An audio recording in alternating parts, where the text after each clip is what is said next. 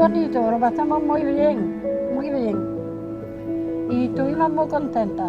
Pues bueno, primero le dio un chico y estuvo muy bien, luego se puso otro, una chica, chicos, y lo pasamos muy bien, muy bien. Cada uno dio un cuento diferente y lo pasamos muy bien. Desde el centro ahora estamos trabajando en incluirnos en la comunidad y estamos haciendo un proyecto en el que pues, estamos aquí en el barrio y lo que pasa aquí no acaba aquí, va más allá de las puertas. Y estamos como echando lazos a todas las entidades del pueblo, porque somos pueblo al final también, ¿no? Y que se haya contado con nosotros en un día tan especial como Sant Jordi, bueno, o sea, tiene mucha significación, ¿no? Además, el proyecto que hicieron, como me contó Rocío, tiene que ver como... Siempre los abuelos han contado a los nietos historias, antes de ir a dormir, en la cama, no sé qué. Y ahora era al revés, querían como devolver el favor los nietos a los abuelos, contar las historias.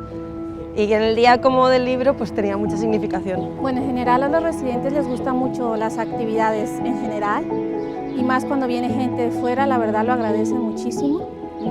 Siempre han trabajado con niños en diferentes actuaciones o diferentes momentos, entonces para ellos les hace mucha ilusión. Y pues para el día de Sant Jordi pues mucho más alegres, porque lógico son fechas especiales y siempre cuando son así momentos especiales para ellos pues les gusta que los vengan a visitar, que les traigan cosas. Yo creo que siempre son positivas todas las cosas que sean de interés y que sean para ellos actuales inclusive, tanto de niños como de personas jóvenes o el que quiera venir.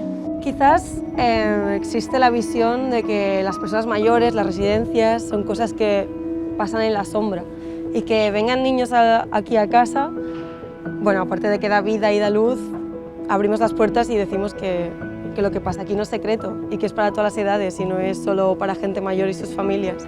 Un mensaje para los niños que vinieron. Pues que estamos muy contentos, que lo hicieron muy bien y que bueno, que cuando quieran repetir que nosotros estamos muy contentos con que vengan. Claro, y bienvenidos y cuando sea posible pues venid, que aquí nos gusta a todos.